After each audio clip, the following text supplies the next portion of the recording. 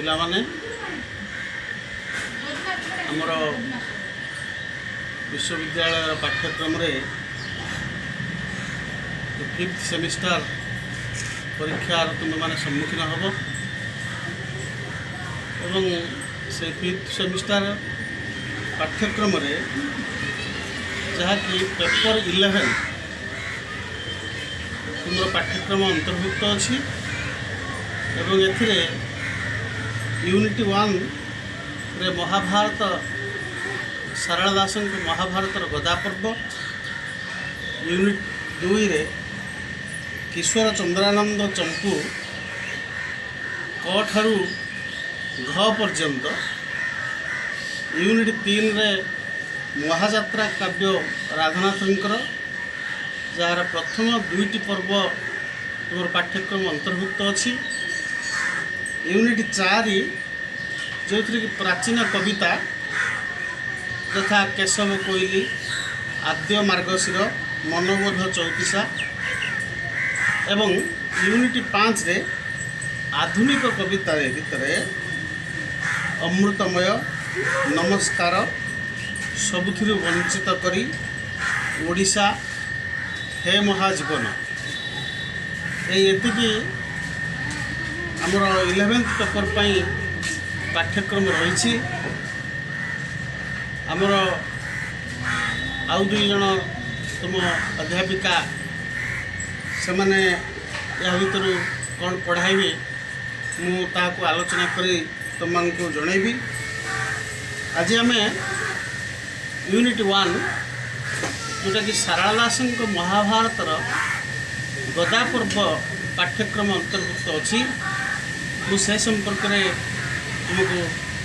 आज सूचना देवी। प्रथम ये क्लास भाव रे देख जे कहीं सारला दासंकर महाभारत एवं से महाभारतर 18 खंड पर्व भितर गदा पर्व को तुम पाठ्यभुक्त करा जायछि। यार कारण होछि जे समग्र महाभारत भितर गदा पर्वर जो मौलिकता, कवित्व एवं असाधारण वर्णना शैली जहाँकि मूल महाभारत ठारू सारला दासंकर स्वतंत्रता प्रमाण मिले। सारला दास महाभारत एवं व्यासदेव महाभारत, व्यासदेव रचित संस्कृत महाभारत मध्य 18 खंड पर्व विशिष्ट, सारला दासन महाभारत मध्य 18 खंड पर्व विशिष्ट। तेबे ये गोटे कथा आमको बुझी रखा पड़ो जे जदि संस्कृत महाभारतर यह ओडिया रूपांतर होता ताहले सारला दासन भली कवि आमे तांको जो आदि कविर आख्या देइछंती बा जड़े नव उन्मेषशाली प्रज्ञा पुरुष भाव रे सारला दास उभा होइछंती ताहा एतटा प्रतिपादित हो पारि नथंता, किंतु सारला दासंकर विशेषत्व या जे मूल महाभारत को आखि आगे रखी से मूल महाभारतर अनेक प्रसंग, कथावस्तुर परिवर्तन एवं चरित्रर चित्रायन, भौगोलिक वातावरण ये सबु किछि अविकल गोटे ओडियाकरण करा जायछि एवं कवित्वर जो वर्णना रीति, जो भाषा प्रयोग, जो दांडी वृत्तर समग्र महाभारत को रचना करी गोटे नूतन वृत्तर अयम आरंभ कर सारला दास, जहाँकि कवि को मौलिक काव्य प्रतिभा भाव में परिचित कराई। शूद्रमुनि सारला दास ए माटीर महाकवि से बुझी ओडिया जातिर आत्मार बाणी से शुणी ओडिया जातिर प्राणर करुणता एवं ओडिया भाषा सार्थक साहित्य रूप केमिति प्रदान पाइब ताहा सारलांक भली जन विचक्षण प्रतिभांक हाथरू ही ये भाषा और साहित्य यथार्थ रूपायन घटिला बोली कह जाई पारे। सारला दास निजे स्वीकार करछन्ति प्रथमे रामायण, द्वितीय महाभारत, तृतीय लिखन कली मु श्री भागवत। अर्थात से प्रथमे रामायण जहाँ को आम बिलंका रामायण बोली कहते एवं परे परे आलोचक माने ताकू विचित्र रामायण बोली नामित कले। प्रथम रामायण, द्वितीय महाभारत। महाभारत अर्थात तो 18 पर्व बा 18 खंड पर्वव्यापी महाभारत एवं तृतीय लिखन कलिमु श्री भागवत अर्थात देवी भागवत जहाँ को चंडी पुराण बोली आम कहते। एवं एतत् व्यतीत तंकर लक्ष्मी नारायण वचनिका नाम रे आउ गोटे ग्रंथ रही बोली आलोचक माने मत व्यक्त करते। सारला दासंक काल पंचदश शताब्दी समस्ते से बाबद अवगत हो। पंचदश शताब्दी कहले 1400 मसीह 1499 यही 100 वर्ष को आम पंचदश शताब्दी अंतर्भुक्त कर। सारला दासंकर ये जो पंचदश शताब्दी रे सारलांकर आविर्भाव यह को आम विस्मय बोली यही कहीपर जे जो समय रे बा ता पूर्वर गोटे भाषा यथार्थ साकार रूप नहीं नथिला। से भाषा रे ग्रंथ पुराण एते समृद्ध काव्यकृति सर्जना करवा जो असंभव थिला। जदिओ तुम्हें माने पढ़ीच जे ख्रीष्टीय 7म 8म बा 9म शताब्दी रे जो बौद्ध सिद्धाचार्य मानक द्वारा रचित जो चर्चा गीतिका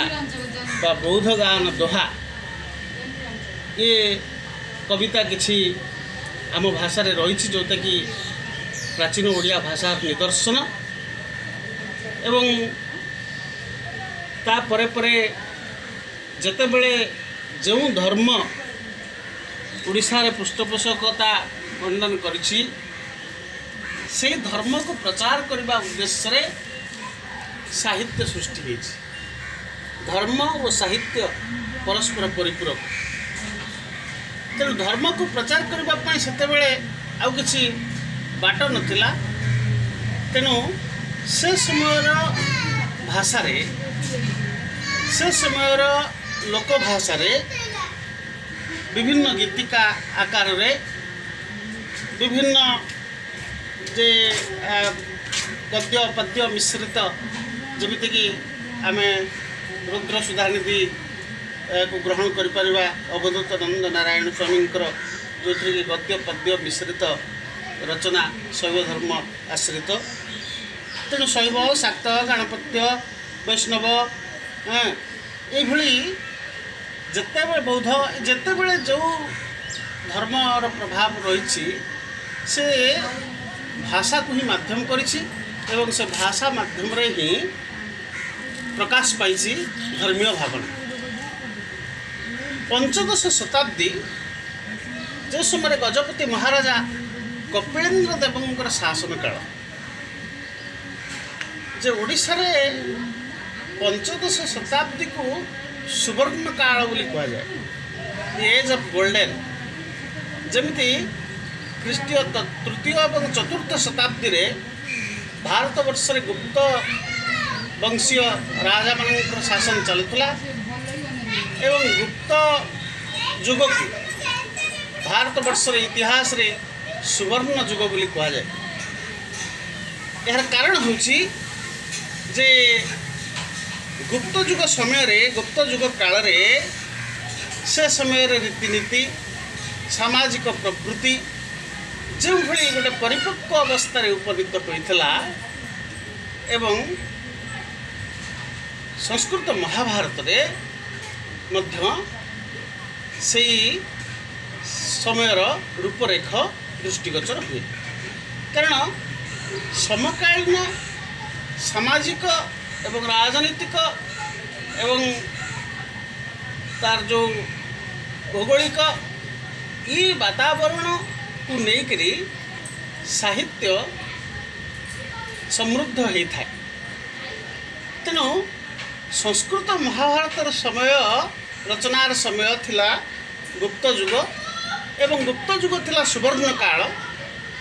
ठीक सेमिति ख्रीष्टीय पंचदश शताब्दी जहाँ गजपति महाराजा कपिलेन्द्र देव शासन काल जहाँ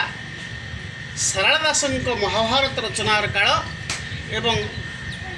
जहाँ को आम ओडिया जातिर सुवर्ण काल बोली कहूँ। जेतेबेले गोटे शासन कल उन्नत हुए जेतेबेले उन्नत शासन व्यवस्था भितर लोक मानकर जीवन धारणार शैली रे मध्य उन्नति हासिल हुए। से समय कला साहित्य भास्कर्य शिल्प सबकिछि प्रसारित हुए। कारण गोटे जातिर सामग्रिक उन्नति तार शासन व्यवस्था पर निर्भर करे। गजपति महाराजा कपिलेन्द्र देवंकर शासन काल थिला सेही भली एक उन्नत ओडिशा बा उत्कल गठनर काल जो समय कला साहित्य वाणिज्य संस्कृति भास्कर्य शिल्प सबकिछि पंचदश शताब्दी रे गोटे उन्नततर सोपान रे उपनीत होइथला। एवं सही समय जे जेतेबेले सभ्यता परिपक्व लाभ करे जेतेबेले शासन नीति जे राज्यवासी अनुकूल हुए एवं समस्ते उन्नत जीवन यापन करती सही समय गोटे उन्नत साहित्य सृष्टि हेबा संभव। एवं जार उदाहरण होची सारला दासन महाभारत। यह ओडिया भाषा और साहित्यर एक क्लासिक ग्रंथ भाव में अभिहित करा जाए। क्लासिक कहले पिलाए कौन बुझुछ व्हाट इज क्लासिक? क्लास शब्द रु क्लासिक शब्दटी सृष्टि। क्लास कहले कौन जहाँ को श्रेणी कक्ष बोले आम कहती अर्थात जोटी उन्नत श्रृंखलित मार्जित रुचि संपन्न शिक्षादान करा जाए ताहा होची क्लास। ठीक सेमिति क्लासिक कहले आमे सही श्रेणी रे गोटे उन्नत बा रुचि संपन्न मूल्यबोध भित्तिक एवं आदर्श स्थानीय गोटे रचना को बुझू जहाँ देश विदेशर भौगोलिक सीमा को अतिक्रम करिपारे, जहाँ महाकालर क्षयकारी शक्ति को मध्य अवज्ञा करिपारे एवं जहाँ जुग जुग धरी पाठक हृदयर कसटी पथर रे परीक्षित होई पुणी नूतन भाव प्रतिभाति हुए। अर्थात सरल भाव में कथाटी कहले या जे क्लासिक जहाँ ओडिया रूपांतर होउछि गोटे चिरंतन रचना गोटे शाश्वत मूल्यबोध भित्तिक रचना जहाँ को आम क्लासिक पर्यायभुक्त कर। अर्थात जे सारला दासन महाभारत रे से शाश्वत मानवीय मूल्यबोध एवं सार्वकालिक जीवन धारार चित्र रही जहाँकि जो समय पढ़ले भी जुग जिते आगेले भी सारला दासन महाभारतर अनेक प्रसंग आम जीवन धारा खोजा हुए लोड़ा हुए। पिलाने ଯେ ଏଇଥିପାଇଁ ଯେ କ୍ଲାସିକ୍ ଗ୍ରନ୍ଥ ଭାବରେ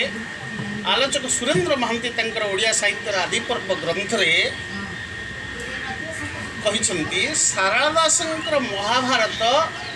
କେବଳ ଏକ ଗ୍ରନ୍ଥ ବା ପୁରାଣ ନୁହେଁ। ଆମେ ତାକୁ ଯଦି ଗ୍ରନ୍ଥ ବା ପୁରାଣ ବୋଲି କହିକିରି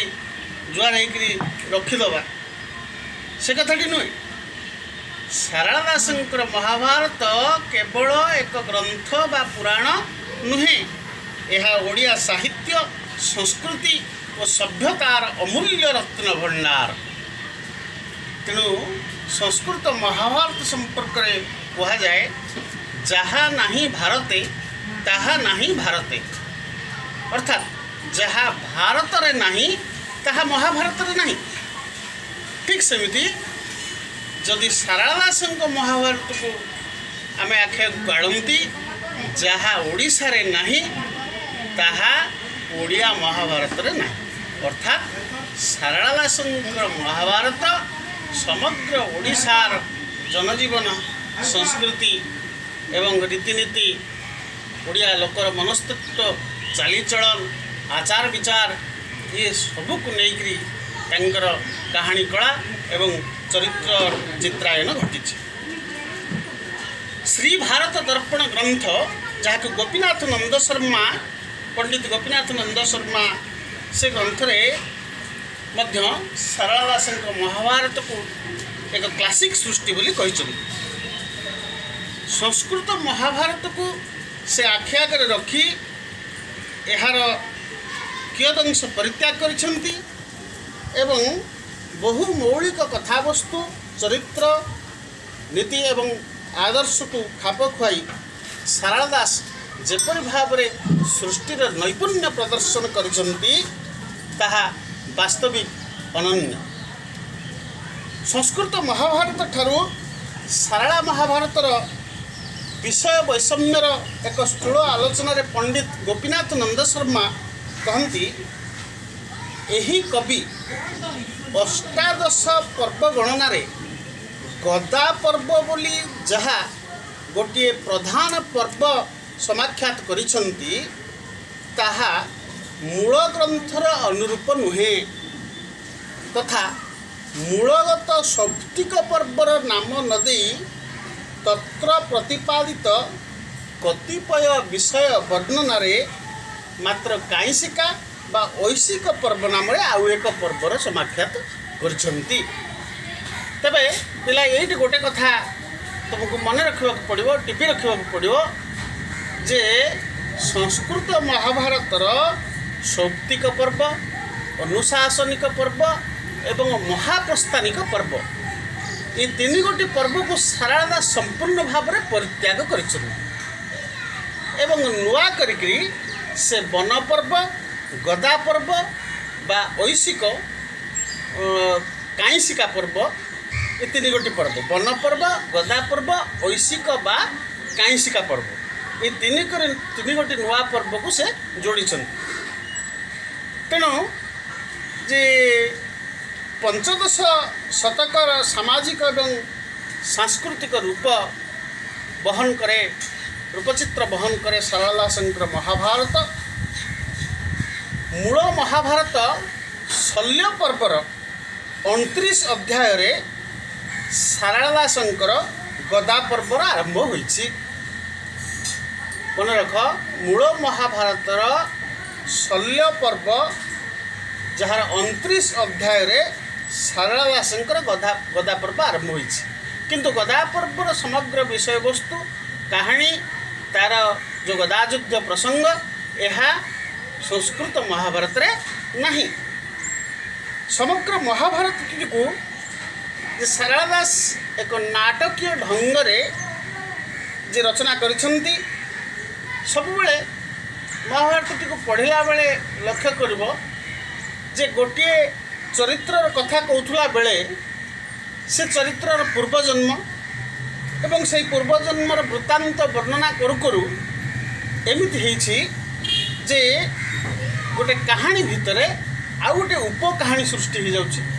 ସେ ଉପକାହାଣୀ ଭିତରୁ पुणी गोटे कहानी शाखा बाहरुची एमती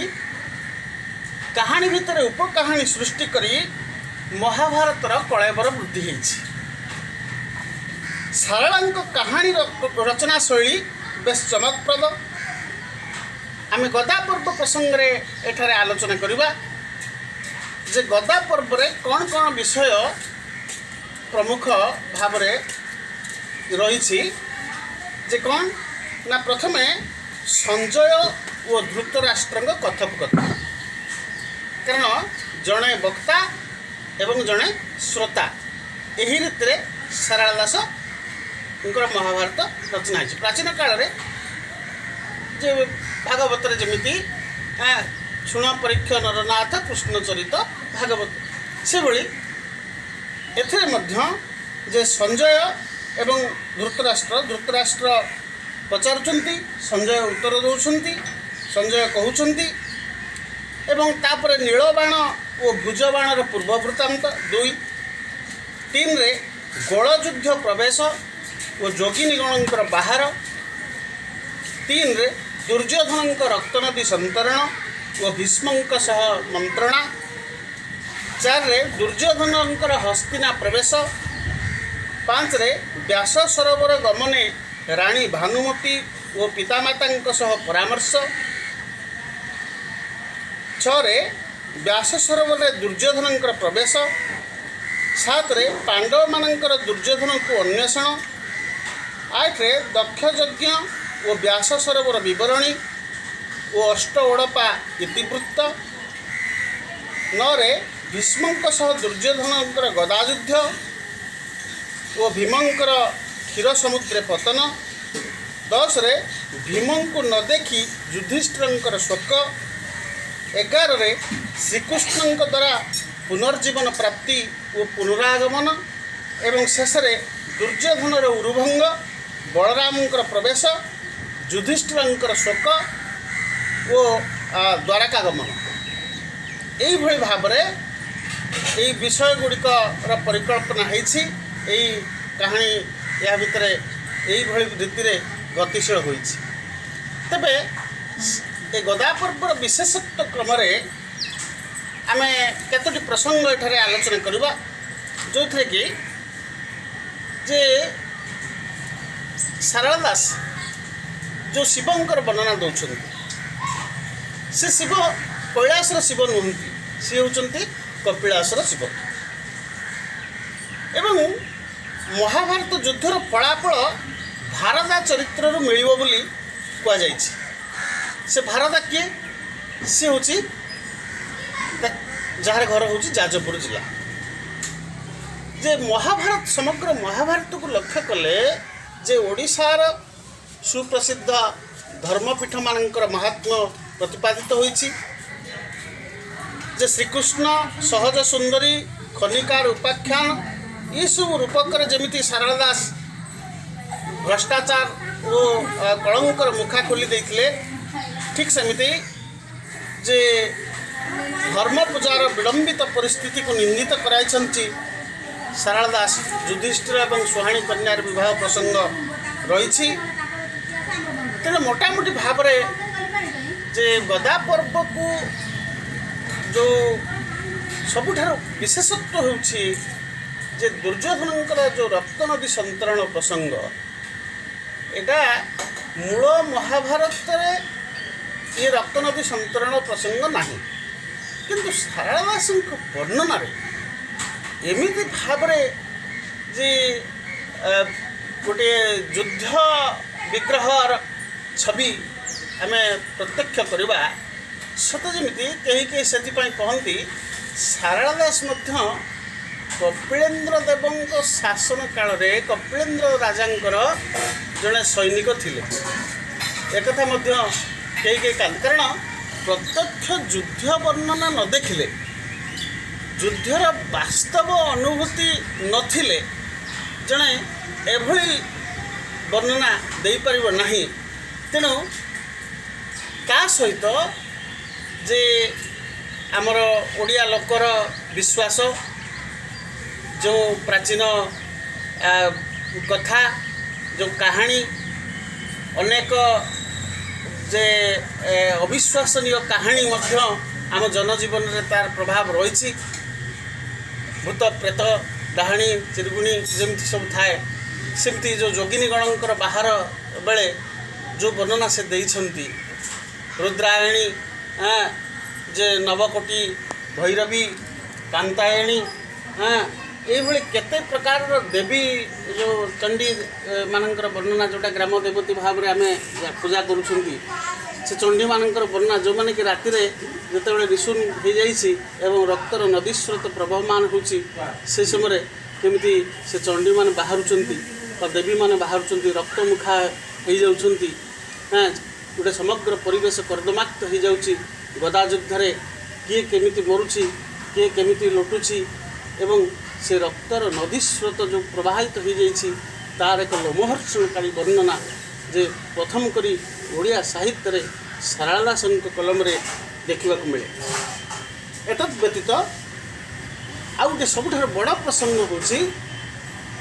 जे दुर्योधनर पुत्र शव को धरी बाहुनिबा अर्थात दुर्योधन जेतेबेले एभली अन्याय युद्ध रे सामिल न करबा पई तार एकमात्र पुत्र लक्ष्मण कुमार को से पठे देथिला जे ये युद्ध भूमि तू पड़ा किंतु शेषरे से रक्त नदी स्रोतरे जेतेबेले भयभीत होइकरी दुर्योधन पळै आसुची लुचिकरी फेरी आसुची एवं देखुची जे अनेक शव भासी भासी आसुचन द्रोण कर्ण शल्य भूरिश्रवा जे बहु जो माने तार समकक्ष थिले जो माने साहचर्य थिले जो पदातिक बाहिनी गजारोही अश्वारोही ये माने समस्ते मृत्युवरण करुछंती सी जे भयभीत होकर कहा ना कहा शव उपरे सवार ही बसी ये रक्त नदी को पारि हो बोली चिंता करला बेले किए 9 ताल गभीर किए 7 ताल गभीर ये केते ताल गभीर को शव गुड़िक बुड़ी जाउछंती दुर्योधन उठिकी पुणी कूल आसिक बसुची बड़ हा हुताशमय गोटे असहाय चित्र सारला दास वर्णना दौरान जे महाभये पलाइबा पाई करे मन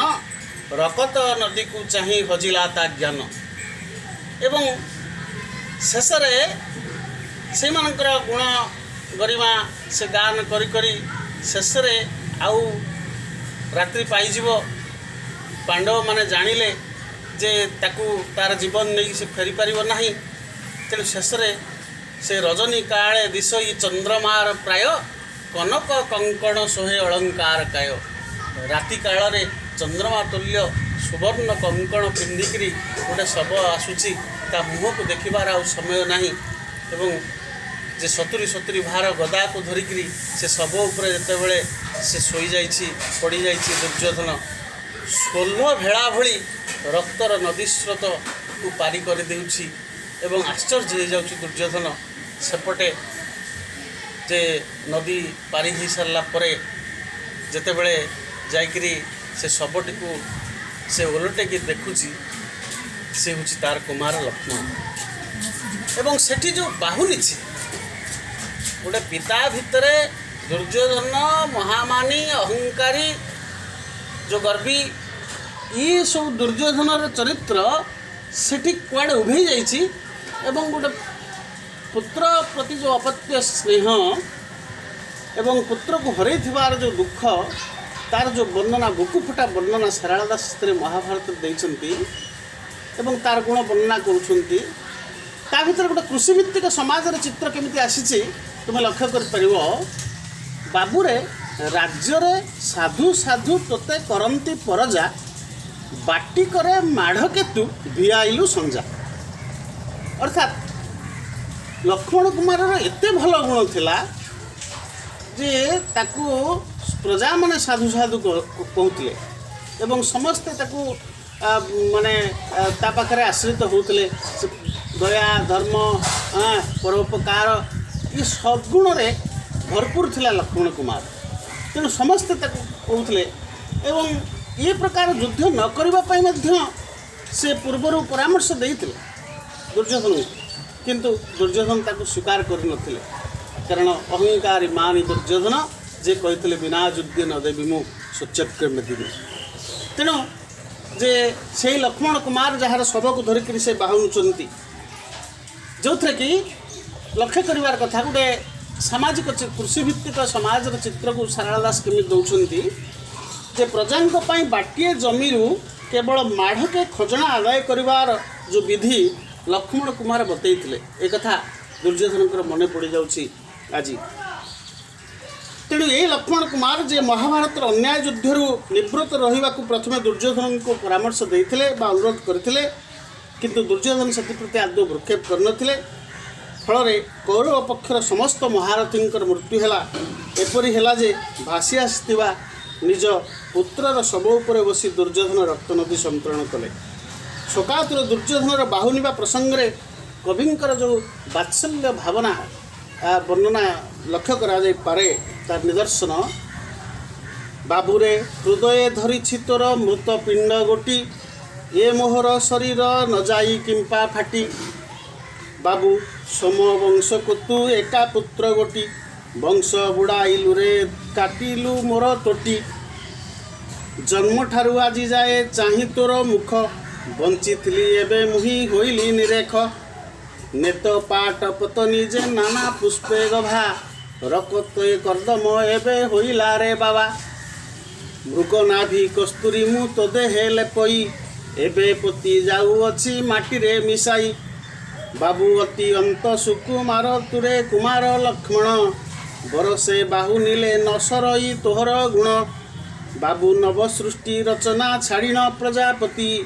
केते काल बसिले सृजिला तोर मूर्ति बाबूरे मोहर परा पिता तोहर आउ नौ तोहर प्राय पुत्र मते जन्मे जन्मे थाऊ दुर्योधनकर जो असहाय परिस्थितिर जो निर्मम चित्रण यह सारला दास वर्णन जेपरी तात्विकतार गभीर से भली आवेदन रे अत्यंत सजल एवं मर्मस्पर्शी रसतीर्णतार से भली एक सफल सारस्वत सृष्टि रूपे अतुलनीय इतिहास काले काले अगणित महाभारत समर्थर निरर्थक निष्फलतार एपरी चित्त आलोड़नकारी चित्रण सार्वजनीन साहित्य यथार्थ विरल बोली ओडिया साहित्यर आदि पर्व ग्रंथ आलोचक सुरेंद्र महांती मत व्यक्त करती तेणु जे मो प्रसंग क्रमे जितेबले तार मौलिक बहीटी आमे पढ़ा गदा पर्वर मौलिक बहीटी आमे पढ़ा निश्चित भाव में मु आलोचना करी प्रसंग क्रमे आमे तार कहानी कला तार गतिशीलता को लक्ष्य करवा बड़ कथा होची जे सारला दास सर्वप्रथमे दांडी वृत्तर प्रयोग करथिले दांडी वृत्त कहिले दुई पादरे एक पाद एवं प्रत्येक पादर अक्षर संख्या असमान अर्थात गोटे पादरे 12-13 अक्षर है बेले आ गोटे पादरे 19-20 केते बेले गोटे पादरे 9 अक्षर है बेले केते बेले 22-23 एमती भी होती कारण से समय गोटे काव्यिकता को भाषार गोटे काव्यिक रूपरेख को तोलिबा आदौ संभवपर नथिला एवं जेहेतु यह ओडिया भाषार सर्वप्रथम रचना सर्वप्रथम ग्रंथ तालपत्र पोथी जे ये महाभारत रचना करा जायछि 18 खंड पर्व को पढ़ाई आमको केते समय लगुच किंतु जे लिखिछन तालपत्र पोथी से केते अयास साध्य तांकर ये प्रकार माने प्रयास ताहा आमको आकलन करवा भी कष्टकर होउछि तेणु पिलाए मु परवर्ती क्लास रे तुमको आलोचना करी यार संपूर्ण मु जो गुड़िक कहली यार कौन कौन कौन कौन प्रसंग सब रही यार वर्णना शैली यार सामाजिक रूपरेख यार भाषातात्विक अध्ययन एवं तार विषय कला एवं तार चरित्र चित्रायन ये सबू संपर्क में मु आलोचना करी एवं जे गदा पर्वर मूल लेखाटी को जब तुम्हें न पढ़ ताहले सारला दासन वर्णना शैली सेतेबेलकर भाषा जो प्राचीन भाषार प्रयोग होती से भाषा संपर्क में प्रत्यक्ष धारणा हो पार ना। तेणु मूल ग्रंथटी पढ़ा पड़ो एवं यही पुस्तकटी साहित्यश्री ये पुस्तकटी यहाँ हूँ मोर निजर रचना। ये बहीर प्रथम प्रबंध हूँ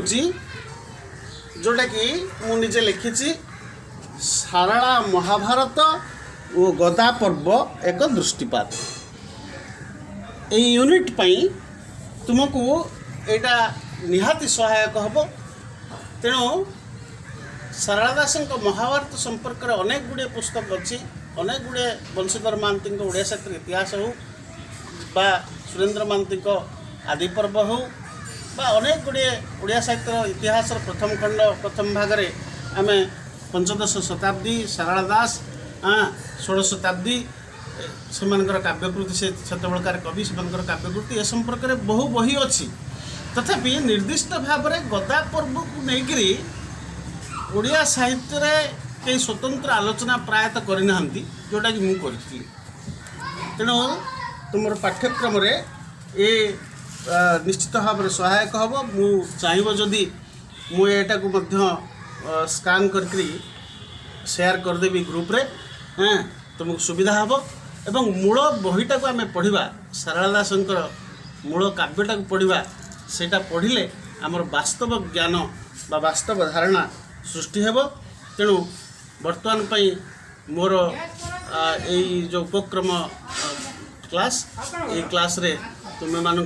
मुझे सब सूचना देली आम परवर्ती क्लास रे आलोचना आगक नवा। धन्यवाद।